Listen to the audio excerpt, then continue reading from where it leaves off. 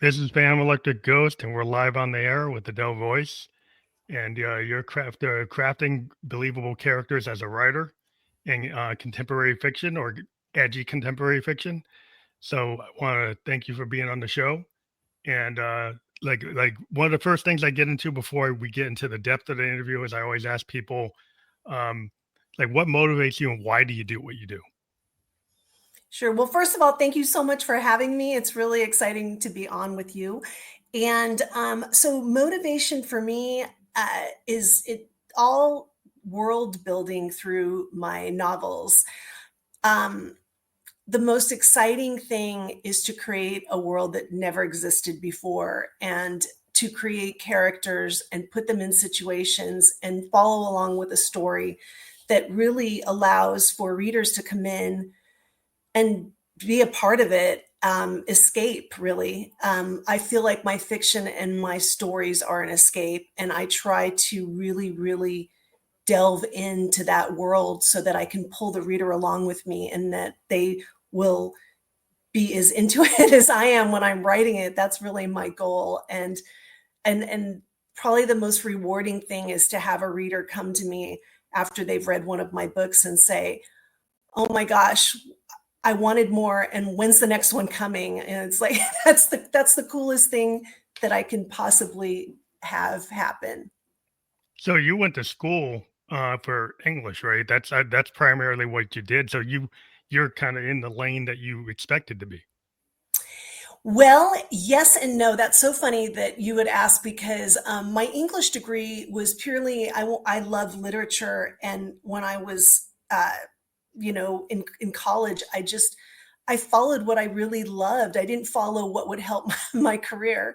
And I had no idea what I was going to do with that English degree, but I Hmm. knew I loved reading. I loved literature. I loved writing about literature. And writing was always a talent of mine. But if you asked me when I was an English major if I would have ever produced full length novels, I would have been like, "Are you serious?" You're intimidated by the No, canon.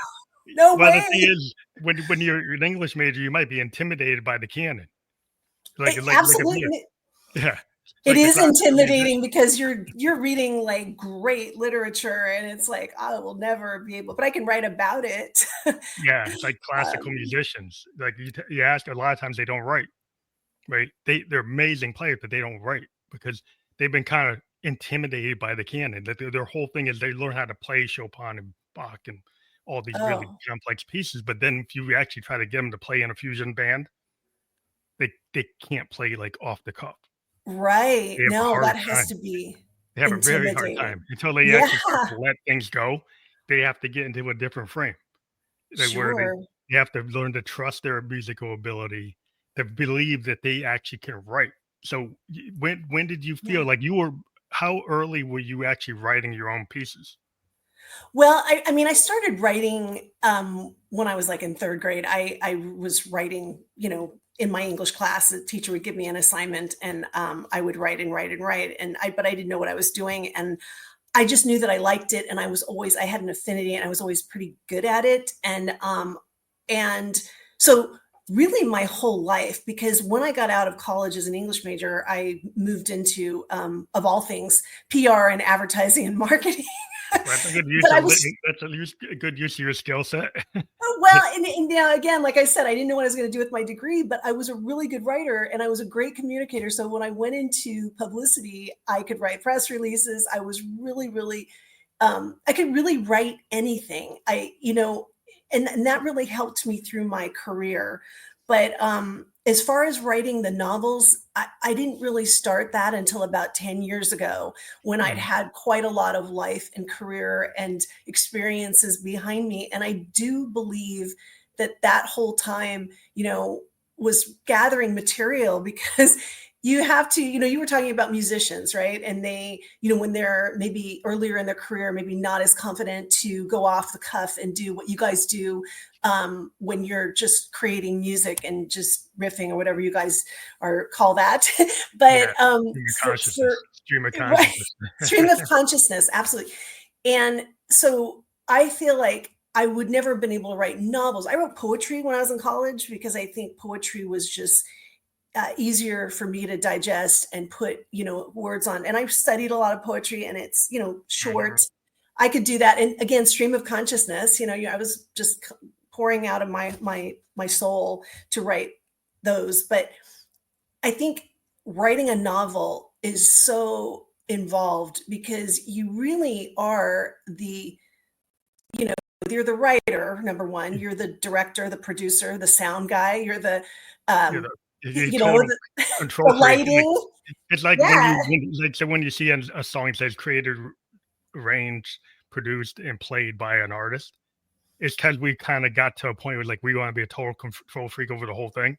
right, And if you're an artist that has that depth of a vision, that you don't want to let go the reins, because a lot in music is like every little piece of that. If you give up the control over it, it starts to shift. Now, either you right. can say, "Well, I can't do that, so I will let somebody shift it." But if you have a vision and you want to build that world and build those characters and have it like true to what you actually, this is your, this is what you want to see, like a Citizen Kane, like Orson Welles is like, I didn't know what I couldn't do. That he was Right. he had this interview and people was like, well, how do you come up with these camera angles? I didn't know you couldn't do that. Maybe people weren't doing that, but I didn't know if you couldn't, like that you couldn't point cameras like this. I didn't know you couldn't have have a story like that. It's like, why not? It's like I decided, like I pushed it. And look at how that, like that type of innovation just like carried through over time. So it worked out great, right? Yeah, I just think when you have that vision, like I think Yes. that's and then you give yourself that permission structure. Like it took you, like you had to build like your life and then build like your resource pool, Mhm. like all your, like we're always like, as an artist, like you pull what's happening in the news, what's happened in your dream, what somebody said to you, what you saw on TV, what you read in the newspaper, what somebody, all these things are kind of going around, and suddenly like, oh, I see a way to synthesize this. And Yes. then we can kind of, but like I said, we're kind of more short form, but you got to do that in a longer form. So I'm kind of interested in how you handle doing the longer form. Yeah, no, that's it's interesting what you just said because it really is a process of gathering material, whether it's over time. I mean, there are things that I might add into a scene or a piece of dialogue that are are from like 20 years ago. Like somebody said something to me and it tripped off sort of an emotion, or it was really sort of something that I remembered forever. And I'm like, you know what? I can actually use that in Mm, this scene with this particular character. And it's funny how your mind works, and memory over time. You're just like, okay. And you do, I everything I write is made up in my crazy wild imagination. But having three books that were written, the first three books in my series were writing what I know essentially. Because I used the backdrop of marketing and advertising mhm. to, that was the world that these The guys world were that you're in. in. Yeah, and so what's fun about that is that the business backwards and forwards, and so you can create a situation that's plausible, It's real. realistic. Yeah, Yeah, yeah, but then you've got characters that you've created over time and developed, and they all have these inner conflicts and things that they want. And so taking, an element of the business that I know, or a process that I understand, and then throwing these characters in to sort of figure it out. And yeah. Well, some of that's where the your secret sauce is. fireworks Well, that that's how happen. you get people pulled in, because like it's really the characters. I've always felt like if you get pulled into the drama of like Yes, the from page conflict, one. like there's conflicts, there's drama, there's people like they're like, doing things. They're like, why are they doing that? Like, why are they putting themselves in this scenario? Or like, oh, like you're rooting for them or you're not rooting for them. It's like, so if you get people to be that passionate and actually stay in the book with all the distractions of the modern world, that's what I find Yes, amazing, because we're in such a like TikTok reels, 15-second, 30-second world. a To short get somebody attention span. to get somebody to stay in a book, that's an achievement. That's an achievement. Thank you for saying that, because it really is a challenge, and you have to, as a novelist, you have to think about the readers. You don't want to lose them, to your point. You do not want to lose them. And so I'm always in my plot. I mean, I have an outline of, I know what's going to happen, but I'm setting up each chapter so that when that chapter ends, um, I want the reader going, "Oh my gosh, I want to know what happens. What's going to happen next? I got to read the next chapter." I'm staying there, and that requires a lot of, like, you've got to have the pacing and the action, and then of course, to your point, the characters are so important, and they don't have to be likable, because I mean, I have characters who are, some of them are kind of despicable, but they That the could draw main you character. in. That could draw you in because if people like that sometimes, you'd be Well, surprised. you know what? I always try, they have to be relatable. You have to relate to some element of that flaw in their personality. And you want flawed characters, or at least I do, because otherwise, if you have a bunch of characters who are perfect, nobody wants to read that. We want to Oh, read yeah. real people. Like, they need to be real. And that's truly how I approach every one of my characters. I make them three-dimensional. I don't want that, a villain is not going to be pure evil. He's going to have some good tendencies too, and some good traits, but it's still a villain. But I try not to, I try to make them realistic. Like, okay, that person is a real person. And, I've written a whole backstory on them. I know how they grew up. I know their weaknesses. I know their wounds. Mhm. I know everything that I need to know to understand how they're going to react in a scene or a situation, what they're going to say, because their dialogue has to be consistent with who they are. And that's a challenge, because you know there are times when somebody, because I have writing partners and critique partners and beta readers and all that. There's sometimes when somebody will say, well, that person really wouldn't have, I can't imagine that they would have said that. And that's Mm. a point where I go back and go, yeah, you're right. I need to, It'd so be because you're good to have constantly in those beta character. readers. Yeah, Well, you're constantly in character, really. Guys, yeah, I actually wrote all four of my books thus far with a main character in the first person narrative. So when you do that, it's that character's voice, that's that character's thoughts. It's not mine as the author, it's that character. And so my yeah. voice really as an author kind of goes away, and the character has taken over, and you're in their head and I'm in Mhm. their head. And so It's like a I method tried. actor. Yeah, yeah. You gotta And be in that. I wrote from from a male point of view in my current book, The Summer's Blood, and in the last book, it's a male first person narrative. And let me tell you, that was not an easy process until I caught his voice. it Yeah, took it took a lot of rewriting to find his voice and to sound authentic, like a man, because I'm not a man, but I got there, and he's very convincing, and he's a real person to me. So, that's always interesting because as a writer, you got to build your characters, and then if you're a male writer, you create female characters. Like, how are you going to create an authentic female character? mhm, Like, you really got to do some work to reach into. Like, I believe as an artist, like I can pull into like a feminine side of myself, and yeah, and and it can make it more realistic if I'm open to that. So then yes, it doesn't feel forced. If I can actually kind of call the both sides, the yin and the yang, and the male and the female. As an artist, we tend to go there. We tend to be able to do that. Where some people who are not artists maybe can't do that because they got like a wall that keeps them from doing that. But I find as artists, I've talked to a lot of artists, they seem to be able to do that. They can put themselves in the shoes of other people and then absolutely, make it 100%. work. No, 100%. And it's interesting too, because you not only just going into a male or a female persona, but also to experience something that the character has had happen to them that has never happened to you as the Mhm. author, and to be able to authentically and realistically convey a person who's been through something that you haven't. You really have to be there with them.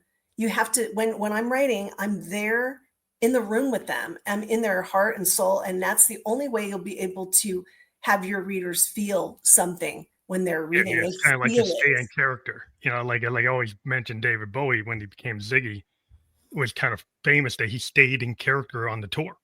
They had a hard time Yes. coming off the stage and not being Ziggy, he kinda stayed as Ziggy. He had a hard time, and I've heard actors have problems where, Harvey Keitel, Pacino, some they like have to find ways to get out of character because it can be really Right. hard to like if you get stuck in that zone. Have you ever had that kind of difficulty like the actors have talked about? Gosh, what a great question. Have I had, it does consume you because when I'm in the process of writing the novel and from first draft to the final, and yes, you are in character and you are that character and you get so involved in that world because when you're writing it, you're there that it is hard to put it out of your mind and like go on with our regular lives and Yeah, get make out of dinner and feed my cats or whatever. It's always it's in my mind. I was reading something interestingly. Somebody had posted something that Hemingway had said about he had all these steps and processes for writers. And what I thought was interesting is he said when the work is done for the day, then you leave it there. You don't think about it and Oh, you yeah, don't you, yeah, try until to you leave go it. back, right? But It's I hard don't do that. it's hard to do. I'm at night, I'm waking up going, "Oh, this is how I'm gonna fix this plot hole. This is what they're gonna Yeah. do." So, Well, a lot of artists, if they we have the problem, like, if you're on tour and you're doing those stage shows, like, you become that stage persona, it's really hard to come off of that. oh, and I can't imagine the adrenaline Yeah, it's of really coming hard, off of and that. it can cause problems because, Yeah, your regular life is nowhere near what that is, and exactly. Yeah, then you're expected to come back and be like a regular person, and then it's hard to be like, "Well, how do I live in this regular world where you just like, I brush my teeth, go to the bathroom, take out the right? trash?" It's like a totally different universe, and you're like, "Wow." So you have to kinda start, like, having practices to, like, breathing exercises and kind of things to kinda, like, get the noise out. You get I kind of can't. find ways to do meditation, other things that are healthy. Because a lot of times we learned in the past, like what happens if you do unhealthy things. But Yes. we found ways to do it in a more mindful and positive way so you don't get stuck on a bad cycle. Because sometimes as an artist, we use a lot of the painful things to Mhm. drive our work. So do we actually create painful things to that make the painful things happen so that we have a reserve of material? You know, That's because so we our interesting. sad songs sell better than our happy songs. So do I put myself in the Always. sad situation so I can keep on writing the sad song? Heartbreak is very compelling. Yeah, it's more It's very compelling, seems like compelling. it. Seems like it. Yeah, I mean, just being a novelist is compared with being like what you're talking about is being on stage every night. I mean, I could never do that. I'm behind my computer, and once You have a I mean, level not of to say oh, that it's not. Once my book is out in the world, it's still living, but it's not. yeah, I you can can't choose to imagine. put yourself out there if you want to, but you're not like an actor or, stage that's Right, not your primary thing.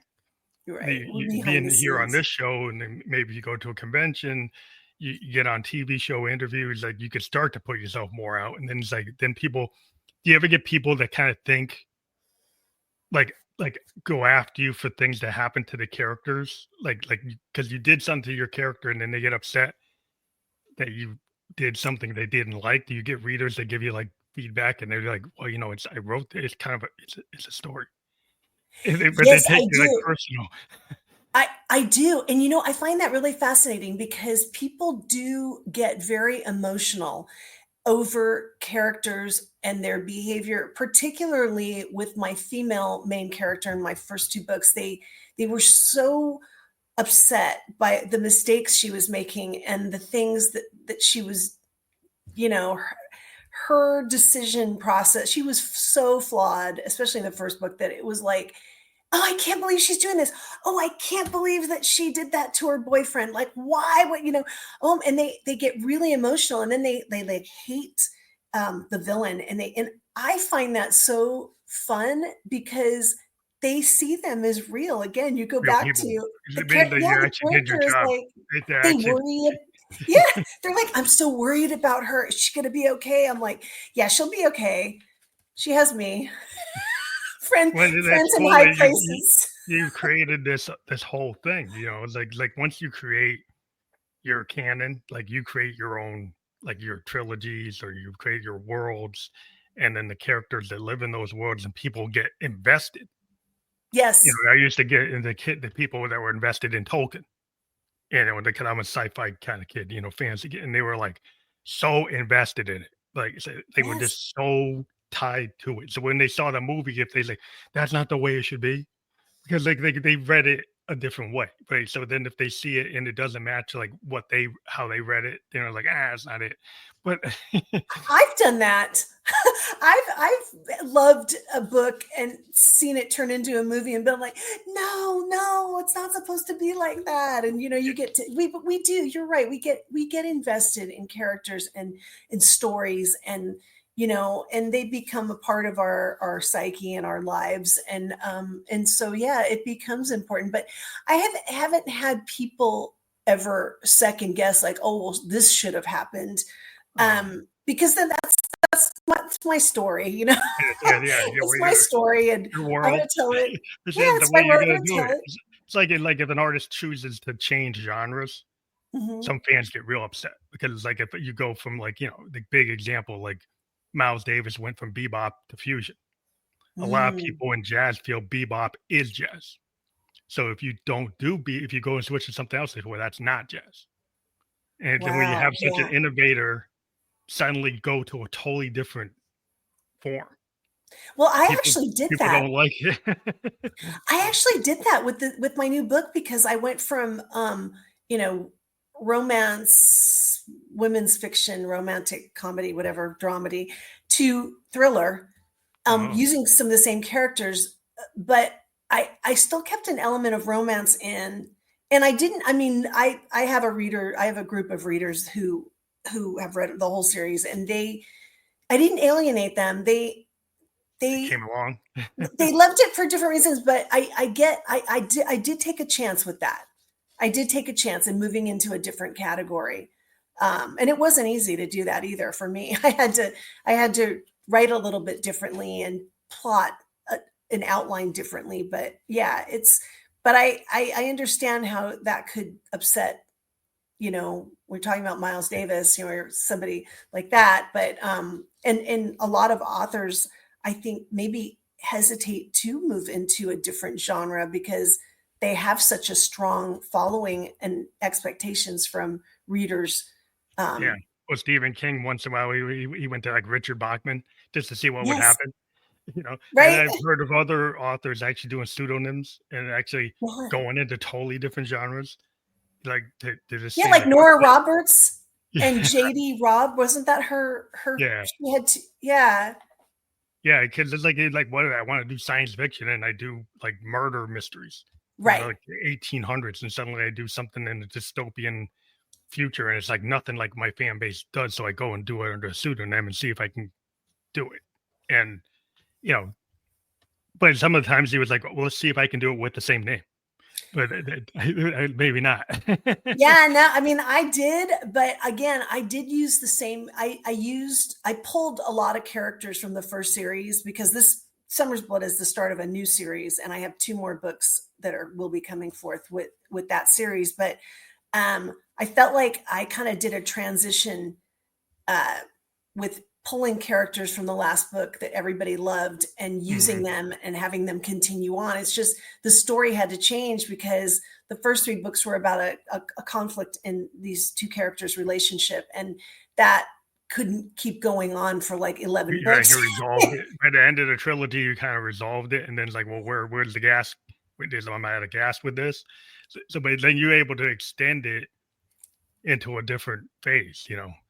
It Right. And I didn't end really the conflict, and the relationship was resolved but going into the new book, but it still wasn't, because again, if you have a character who, mine, one of his problems is he was an adulterous, womanizer. Mhm. and, Right. and he had to redeem himself. He had to like get past that so he could have the life that he wanted. But there's remnants of that. There's like a stain on them from all of that conflict, and that doesn't just go away. They're not like, oh, happily ever after, because we all Yeah. know a relationship Well, it's doesn't, the trauma of a soap opera. Why do you keep on watching a soap opera for 20 years? Because like the that conflict. the conflict's gonna happen. It's like drama's gonna happen. It's like why is he doing it again? Well, because if he does that, you're gonna watch Right. it. If he doesn't do Yeah. that, you're probably not gonna watch it. But So yeah, so I pulled that in, and I think that that was satisfying the folks who wanted a little more to understand that the relationship elements and among these characters. But it was more, the new book was more about my main character trying to find his, trying to heal the wound that happened to him when he was younger, and and of course a high stakes, the decision to do that might devastate his entire family because there needs to be a very, they need to be big consequences, and Mhm. to, like you said, to keep people reading and to understand, to have them on the edge saying, oh my gosh, what's going to happen? Are they going to make it? Is it going to be okay? Because that's what you want. So when you're writing like a trilogy, the question I have, is it planned that way from the first book, and you kind of got this big world outline that includes the fact that it's going to be these three books, or does that somehow come like later, or maybe now that you're in it, if you plan another trilogy, is it overall overarching design kind of from the beginning? So great question. The first trilogy was not planned. I wrote my first book ever. Finally finished my first novel, which was called Princess Smile. And that book, um, once I was happy with it, I moved on and wrote Camera Ready. And it really was a function of, oh, I don't want to say goodbye to these characters yet. There's more that I can What do you with can the dive story. into? Yeah. Yeah. And so I think I wrote Princess Smile and Camera Ready. And then when I wrote For Position Only, I moved from my character Jane, into Craig Keller, his point of view. You shifted the And, point of view. Yeah. and I told his story moving forward off of Camera Ready. There was a little bit of a Rashomon like um, overlay, because the Mhm. story at Four Position only started with a scene that happened towards the end of Camera Oh, Ready, you're but it was playing in with the his. timeline. Well, yeah, Yeah. because it was his point of view, and I was like, and that's the way I started that book. Was he was his business was ripped out from under his nose. He did the wrong thing, and so I have the scene starting with him that was from the other book, and then I wrote that book, and I I didn't even intend for that book to end up the way it did, or the series to end up the way it did. It was really kind of, you know, uh, by the seat of my pants. So, you call Yeah, writers either stream of conscious, yeah, pantsers kinda or in the moment kind of writing. I, Yeah, and but that's that can kind be of, really good. I mean, sometimes it just if you're in that flow state, like we call it a flow state, yeah. sometimes some really good work can happen in the flow state, and the people are like, "Well, it's gotta be really, really planned out." Like, yeah, things can be planned out, but there are things that are kinda in your subconscious, and if you you have a tools as a writer, and you get in that flow, you can actually flow it out in a way that's like, wow, people would be hard pressed to know that like that wasn't as planned out as they might have thought. And that what you just said is like the magic that happens on the fiction page, because you truly, I have so many scenes in all my books really that happen that way, where you're literally writing and following the characters into this, where they're going. You had no intention for them to Mhm. be there, but they do it, and then you finish the scene, and you're like out of breath going, oh my gosh, this this is brilliant. I'm going to keep this. It's Yeah, off. It's veering off well, it's my. kinda like a happy accident in music. Like, so sometimes you could have been in one key and suddenly you hit Mhm. a different key, and then what happens is there's no bad note, there's just an opportunity to evolve the song. Now you could look Sure. at it as, "Oh, I'm gonna start all over again because I hit the wrong key and I hit the wrong phrase," or you could say, "Well, this is the opportunity to actually make this thing, better," and kinda Yes. go with it, and that's how you get, like, more kinda, like, I don't know, things that are not as expected, and Mhm. that's, again, in the arts, like, if people have a chord change that was not expected, or a timing change that's not expected, or a break Right. that's not expected, well, that's why the piece is different, and if you do Yes. something with your plot or your dialogue that wasn't kinda obvious, it's more Mhm. subtle, or it's, like, kinda hidden, like, little chestnuts, these, like, things that are hidden, and you come back to it, and it's like, "Oh, that meant something," and now you didn't know until, "Oh, now and you know it means something." You play with the timeline, different things are happening, but And that's so interesting when that happens. Oftentimes uncovers something else that I wasn't really thinking of, that I can say, "Oh, well, now that this happened, it gives me a whole new idea for another twist in the yeah, you can story." kinda reframe something you already did and Yes. get people back into it at a different angle, you Yes. know? Yes, and that's what's so cool about that. So I always leave. I mean, I had to outline heavily for Summer's Blood because it was technically a mystery. It's a thriller, but there's mystery elements and there's a I outlined pretty heavily, and but it did not preclude me from having that experience where something would happen and it would give me an idea, um and it would change the Change your direction of the overall design. story. Yeah. Yeah, Well, that's like when like, even in my software design, right? We might have a project that says we're gonna do X, but when we're experimenting like a mad scientist is like, "Hey, this thing gives us a different result, and this is that result is not what we planned, but it's actually better than what we planned." So do we right. have the freedom to actually go with that?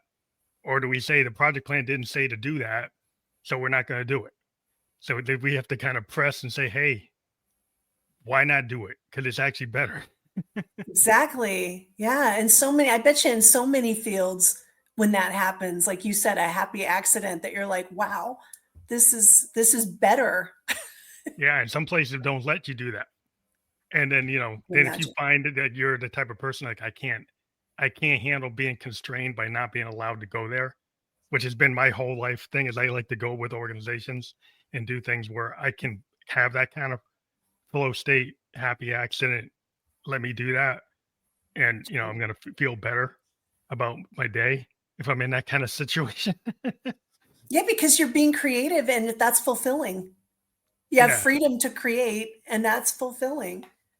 Yeah, I think that's what's always interesting once you get in that creator mindset is like you don't have the limitations because you're building these worlds and then you're bringing people along into these worlds. And it's so, I just think the imagination is so amazing that you can create these scenes. I talk about in music like sound paintings or Mhm. sound cinematic images. And you listen to a song, you get pulled into a scene. It's music, but you're still seeing things visually. When you're reading, it's the same thing.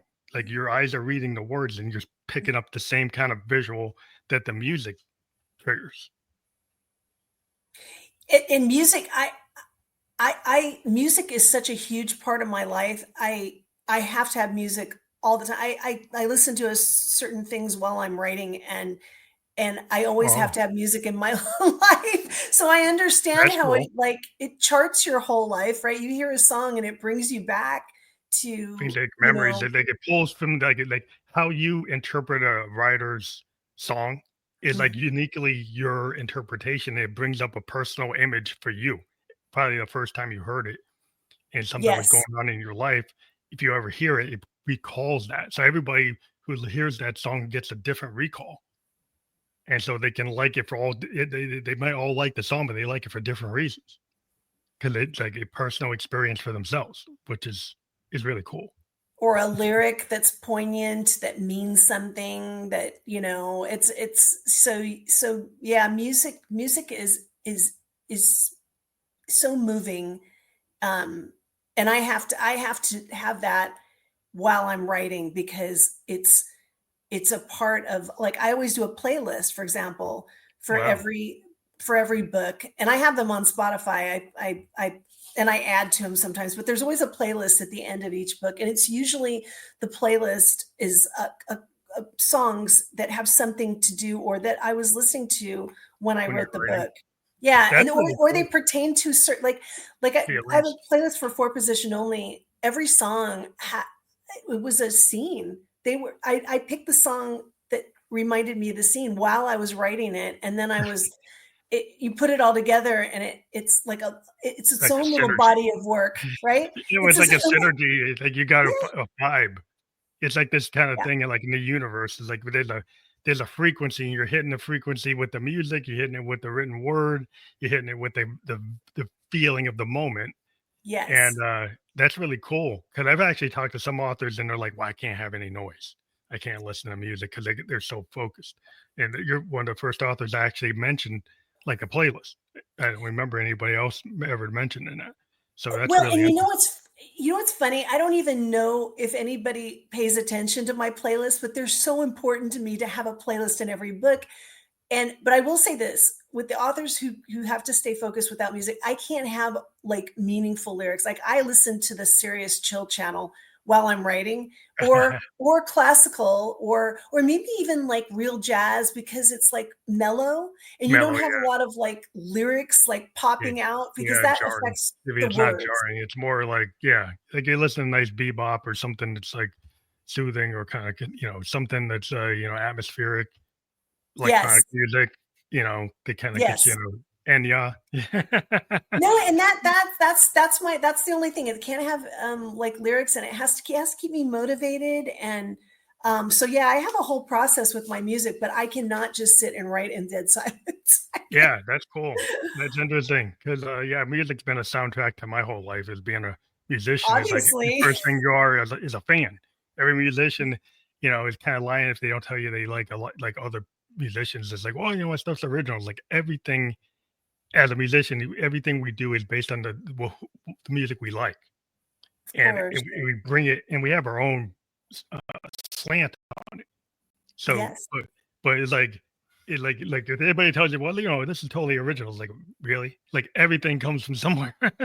Everything is derivative a little, Yeah, right? everything's derivative. It just depends on like it still is valid. Like you have these variations, and it because it's your stamp on it as your individual human being. You got a stamp, and you see it a different way, and it can be in the same genre. You could be Mhm, in new wave, but how mhm. you interpret new wave is different than Duran Duran, different than The Cure, different than, Depeche Mode. It's like you're in that genre, but it's not the same thing. It's like in the same space. Well, you're So in my genre. That's my my 80s music genre, you is, like but that? I couldn't listen to that writing. Too good of lyrics. You gotta listen to those lyrics and those songs, Yeah. and, like, Yeah, carry. yeah, they're well constructed. It's in an age Yeah. where people really felt like the construction of the songs. It basically was the idea of like progressive rock Mhm. becoming distilled to actually do pop music, but still have the same progressive rock tendencies to be able to compose it at that Yes. level. And, some of that got lost, but I know there's a lot of people that want it back and their bands trying to echo it. But like, Yeah. yeah, I always like, it's interesting when you people ask you about your influences, Mhm. like who are your influences as a writer? I have many, um gosh, that's a tough one for me, because having been an English major, I read a lot of classic literature, and Mm, that I always believed that reading that type of literature, like, you know, um, and Hemingway, or, well, that's a very different type of prose style, mm, but like somebody like the Brontes or Victor Hugo or some of mhm, those classics, the language important. And I truly believe, having read so much of that and in school and beyond, it made me a better writer Yeah, 'cause because you were exposed to that level. you're just reading great writing and the language is used so perfectly, amazingly well. And I don't write and would never purport to write like any of those, but I do have some influences now. And one of my favorite authors is Ruth Ware, and I don't know if you've read any of her. I've read all of her books. She's like the Mhm.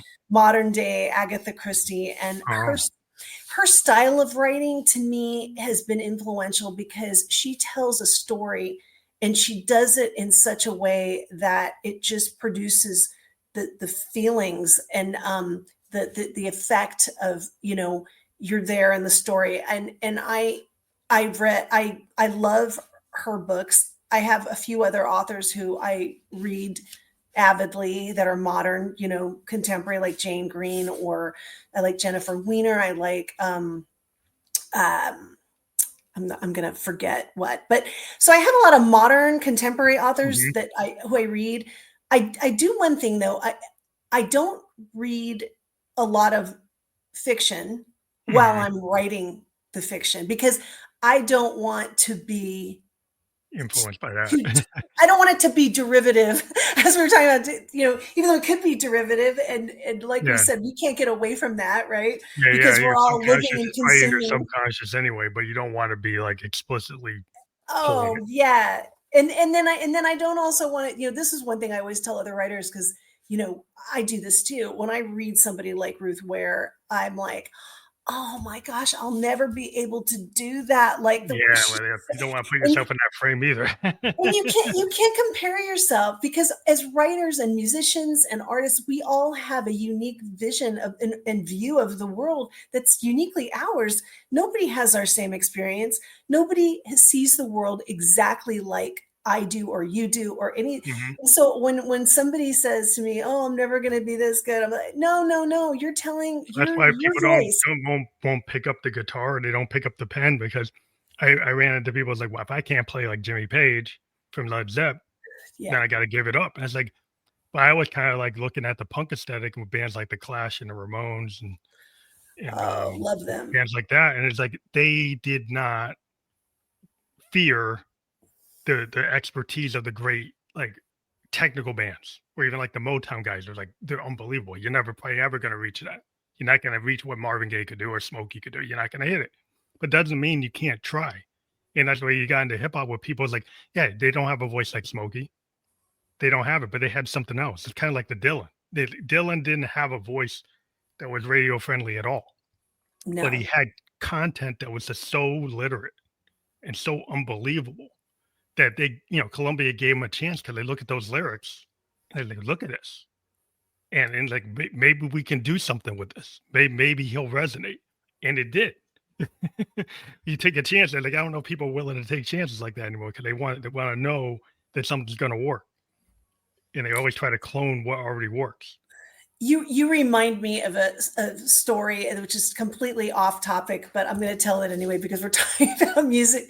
I remember seeing the Rolling Stones, and it was in sometime in the 80s, and they had Prince as their opening act, Oh, and it yeah, was a hated him. whole lineup, and it was his first album, I think, which controversy, right? And Yeah.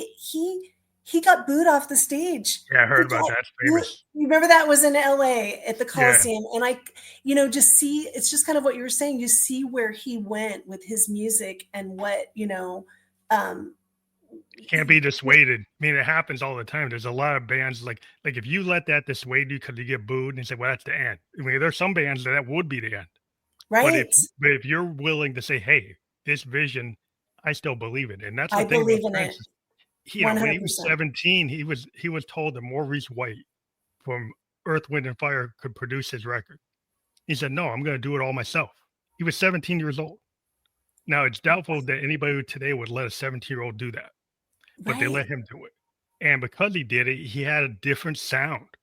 Because he would have probably just sound like Earth and Wind and Fire, another version of it, which was not bad, but right. that's not what the Minneapolis sound ended up being. He ended up creating something new. And people are always scared of the new because they don't know what the numbers are on it. But sometimes you have to be willing to put something out and throw it at the wall, and maybe like your tribe will come to it. It, it's people ask me what, like, if I write for, you know, I write for myself primarily, and I write for my readers because I know what. But primarily, I write stories that I love, Resonate with and you. they don't always resonate with others.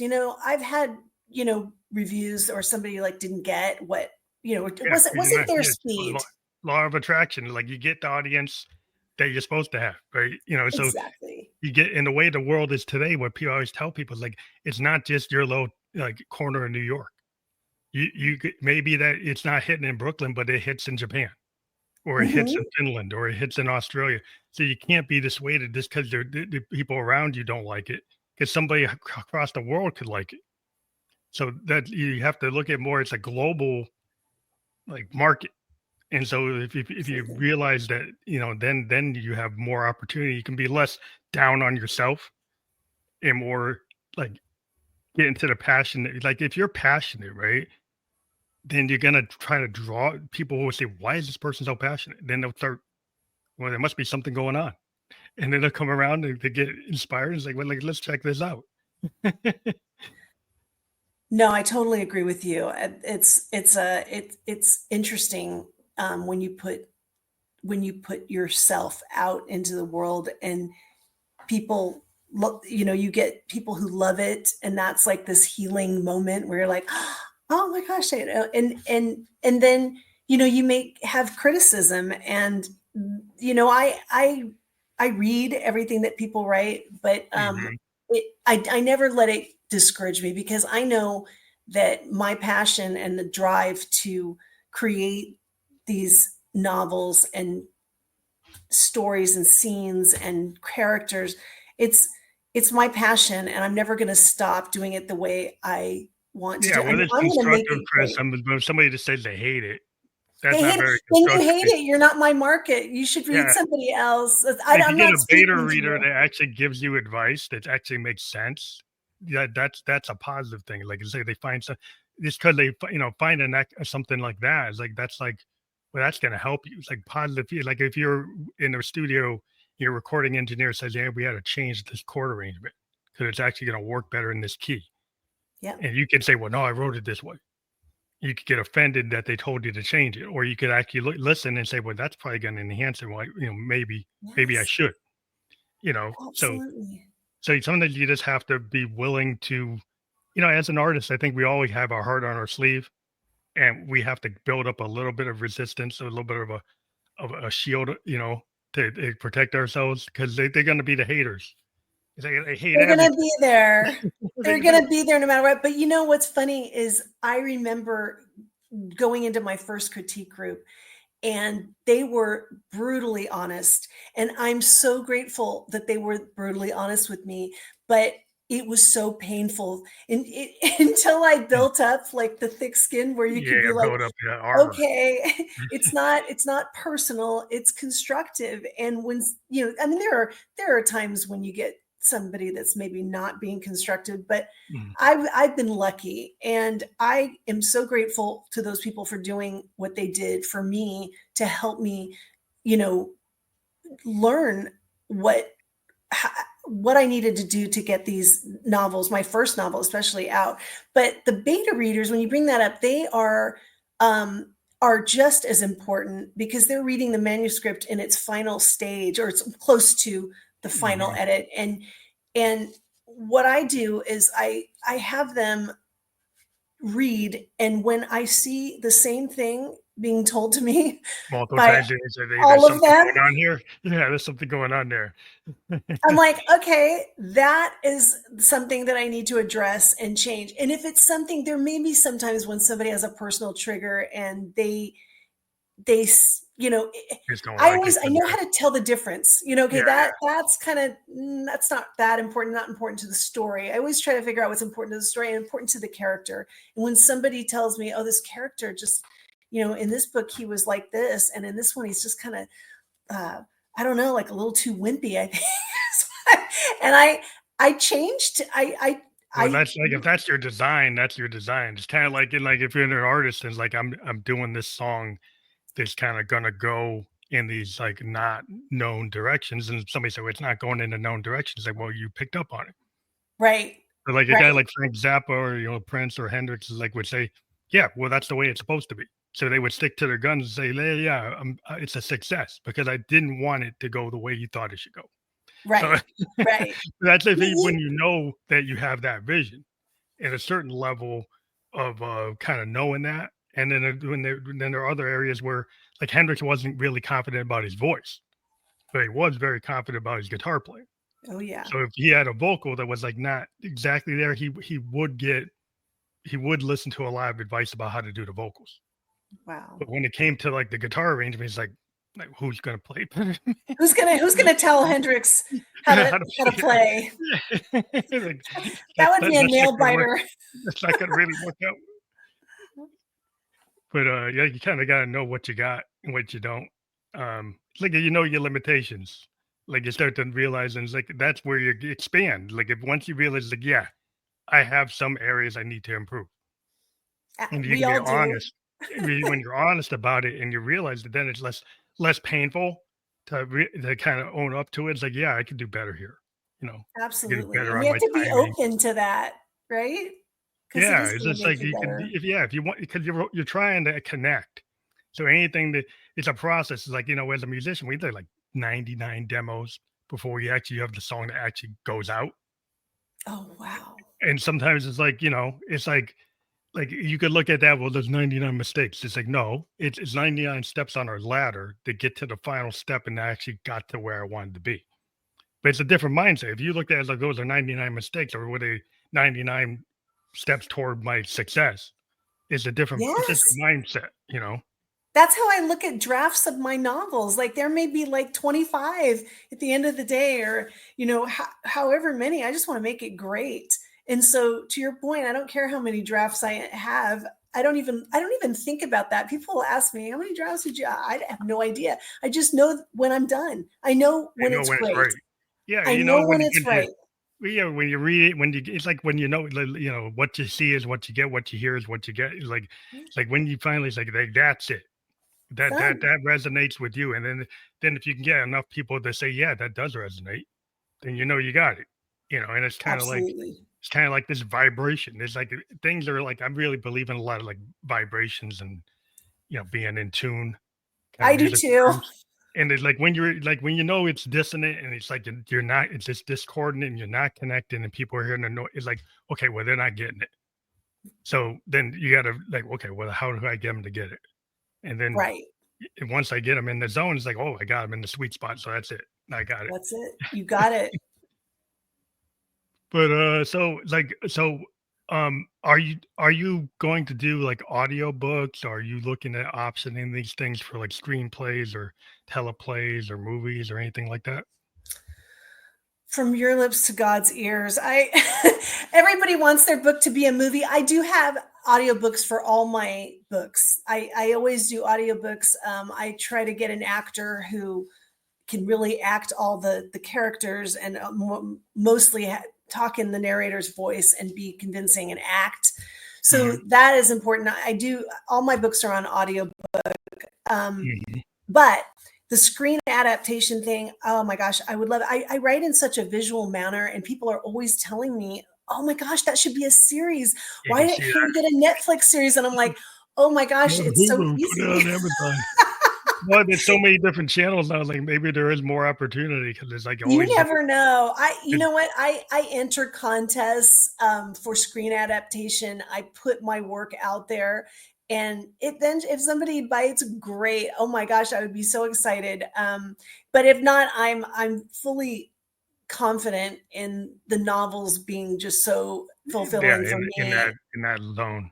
Yeah, Yeah, well, yeah. So if you love the area you're in, like I, it's just like if and you, yeah, and screenwriting is so different from novel yeah, writing. it's totally I different don't even interpretation. I yeah, I'd have to learn that. That would have to be a new project, a new realm for Sometimes me it to go goes to into. somebody else because it is so different that So different. somebody does the teleplay or do the screenplay from the original author's work. And then, that's sometimes where the secret sauce happens is some screenwriter or teleplay writer sees something, and it's like, "Oh, I know what I could do with that, and I know I can make it work." And that's what I've heard. I've actually talked in scenarios with people where that kinda happened. But, Really? Yeah. yeah, so I mean, that seems like it's kind of like, there's different lanes in music. It's like, so you don't always master your own work because like I didn't have a degree from Berkeley how to do that. So like I wrote my work, but I didn't master it. I didn't like do the sound engineering on it. So there's certain people that have certain skill sets. It's like, oh, I will leave it up to them. Yeah, I mean, no, that's kind of how I look at the whole screenplay thing. Maybe someday I would try that because I have friends who write in that form, and there's a whole formula to Yeah, doing yeah, that type you of have to work. really dive into it and say, I want to dive into it. If you want to Yeah, like own that style, say like, let me try it. It's like when you jump into another genre, it's like I'm gonna go into punk, and I've been yeah, doing jazz, and I want the people say, "Well, how's some jazz guy gonna do punk? He's gonna ruin it. He's not gonna come in there like the Clash. He's not gonna be like Joe Strummer. He's gonna be like Yes. Like I don't want a punk song that sounds like Yes. That's not it. yes, that's funny. I forgot about yes. Yeah, You're that right it's like though. that ain't gonna work. But yeah, I want to thank you again for being a guest on the Family Liquor Ghost podcast. It's been really enjoyable. We do have Thank your you. URL there, so if people click on AdeleRoyce.com. Is that how they can connect with you to like find about all your books and where they can be found and purchased? Everything is on AdeleRoyce.com. You can read about the books. You can read about the characters. I have a whole section on meeting the characters. And there's a free short story on the homepage that if you want to sample the writing or just get in touch with me. I'm on all the social media channels, and my email is on the website. So, and I Okay, love to cool. have readers and writers reach out to me. That is fully clickable in the podcast description. We were just live on Facebook, YouTube, and Twitch. So in those podcast description sections, that is a clickable link. And we will be published on every other podcast platform where you can listen to or watch a podcast by tomorrow. And again, thank you for being a guest on the Family Like the Ghost podcast. Thank you very much for having me. Have a good night. You as well.